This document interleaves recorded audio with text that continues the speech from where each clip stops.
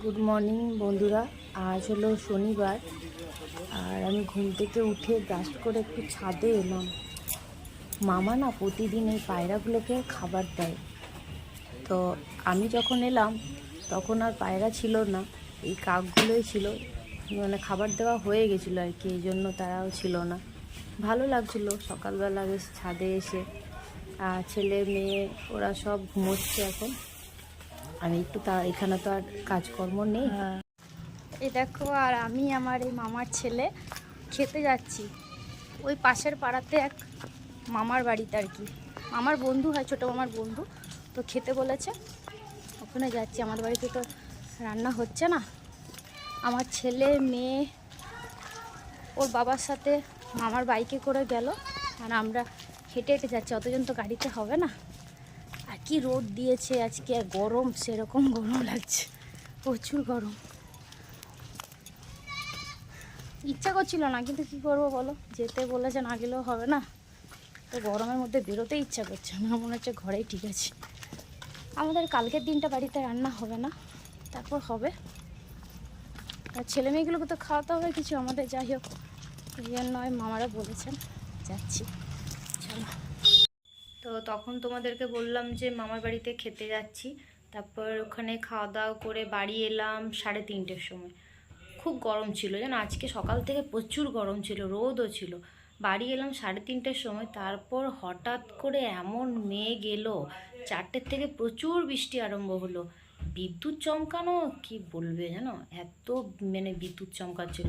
তারপর current of হয়ে গেছে। আর গ্রাম সাইডে কি বলো তো, এই কারেন্ট অফ হয়েছে মানে কখন আসবে তার ঠিক নেই। এই তোমার এটাতে ইনভার্টারে চলছে, আর ফ্যানটা ওই জন্য এখন অফ করলাম। মানে দুপুরে এতক্ষণ চলেছে 4টের পর থেকে, এবার রাত্রেবেলা বাঁচিয়ে রাখতে হবে। এতগুলো ঘরে এতগুলো লাইট ফ্যান চললে তো হবে না গরমের মধ্যে, এই কারণে। আর মেয়ে জানো কালকের বাবার সাথে চলে যাবে বাড়ি। মেয়ে বলছে আমি থাকবো না, আমার পড়া কামাই হচ্ছে, আমার নাচের স্কুল আছে, গার্ডেন আছে, তারপর 15 আগস্ট আছে, প্রোগ্রাম আছে। বলছে আমি চলে যাব। কি আর করবো, কোনোদিন মেয়ে আমাকে ছেড়ে থাকেনি। মানে একমাত্র যখন আমার ছেলে হয়েছিল তখন নার্সিংহোমে ছিলাম, তখনই একমাত্র ছেড়ে থেকেছে। তাও ধরো দুবেলা করে আমার সাথে দেখা করতে আসতো। মানে এই প্রথম আমাকে ছেড়ে থাকবে। বলছে কোনো অসুবিধা হবে না তো। সকালবেলা বলছে বাবার সাথে বেরোবো, বাবা আমাকে স্কুলে দিয়ে বাবা নিজের স্কুলে যাবে। আবার ওর বাবা ওকে নিয়ে, ওর তো একটু আগে ছুটি হয়, ওকে নিয়ে নিজের স্কুলের বাবা ওকে একটু বসিয়ে রাখবে 1 ঘন্টা, তারপর বাড়ি আসবে দুজনে। আর ওর বাবা না রান্না করতে, মানে এমনি তরকারি কিছু রান্না করতে পারে না, কাটতেও পারে না। ওই আলু সেদ্ধ, ডিম সেদ্ধ, ভাত, ডাল এটাই পারে। ও ওটা করেই খাবে কয়েকদিন। আর কি করবে, এখন দিদার কাজ হবে তোমার সোমবারে ঘাট হবে, মঙ্গলবার সমস্ত কাজকর্ম। আমরা বুধ কি বৃহস্পতিবার যাব। ওর তো দেরি হচ্ছে, এতদিন পড়া কামাই করে বইপত্র আমি আনিনি, মানে তাড়াহুড়োর মধ্যে এসছি, তো বুঝতেও পারিনি যে এতদিন হবে। তো এবারে পড়া নষ্ট হচ্ছে, ও ক্ষতিও হচ্ছে। বলছে না আমার থাকবো না, আমার চলে যাওয়াটাই ভালো। তো আমি ওই জন্য আর জোর করছি না, বলছে না যাক তাহলে, কিন্তু মনটাও বাড়িতে পড়ে থাকবে, মেয়েটা কি করছে। তো বাড়িতে যদি ওকে একা থাকতে হবে না, ওর বাবা যতক্ষণ থাকবে ততক্ষণই বাড়িতে থাকবে। বাবাও স্কুলে যাবে, ও স্কুলে যাবে, এটাই একটা। কী আর করা যাবে। কালকে ওরা ভোরবেলা বেরোবে 4টের সময়। তো তাড়াতাড়ি রাত্রে মেয়েকে একটু খাইয়ে ঘুম পাড়িয়ে দিতে হবে, কারণ অনেক 3টের সময় উঠতে হবে। এখান থেকে না আমাদের স্টেশন যেতে 1 ঘন্টা লাগে, আর ট্রেন তোমার 5টার দিকে। তো আবার ট্রেন চেঞ্জ করে করে যেতে হবে। সমস্যা আছে, অনেকটাই রাস্তা, তো 5-6 ঘন্টার রাস্তা, অনেকটাই রাস্তা। কী আর করা যাবে। আমি পাচ্ছি না।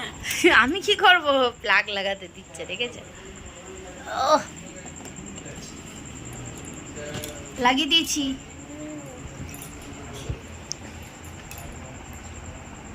কি করছো তুমি, ঘুমাবে না?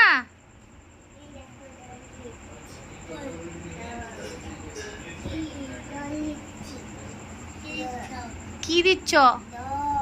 দোল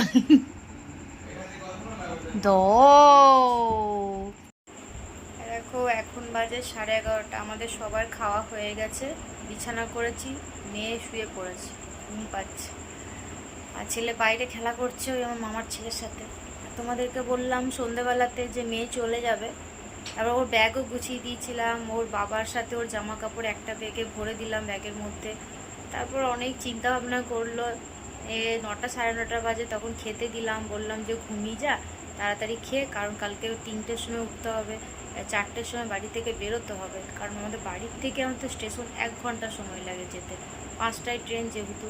তো বলছে মা আমি যাবো না, জানো তো। ও যাচ্ছিল 15 আগস্ট আছে বলে, তারপরে বলছে না মা যাবো না, তোমাকে ছেড়ে থাকতে পারবো না, এত দূরের রাস্তা, যদি মন খারাপ হয় তাও তো আসতেও পারবে না।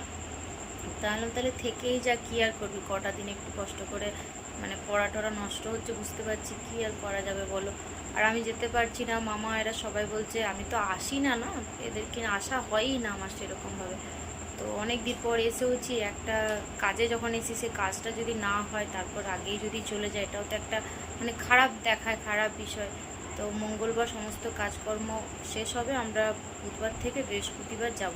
কারণ বৃহস্পতিবার যাচ্ছি কারণ ডাইরেক্ট ট্রেন আছে, আর অন্যদিন গেলে কি বলো তো, চেঞ্জ করে যেতে হবে, 3টে ট্রেন চেঞ্জ করতে হবে, তাহলে সমস্যা হবে বাচ্চাগুলোকে নিয়ে, ব্যাগ নিয়ে। আর বৃহস্পতিবার গেলে কি হবে, একবারে এখানে ট্রেনে চাপবো পাকুড়ে, একবার আসানসোলে গিয়ে নামবো। তো ওই জন্য ভাবছি সেই দিনই যাবো, তাহলে ওই জন্য মেয়ে থেকে গেল।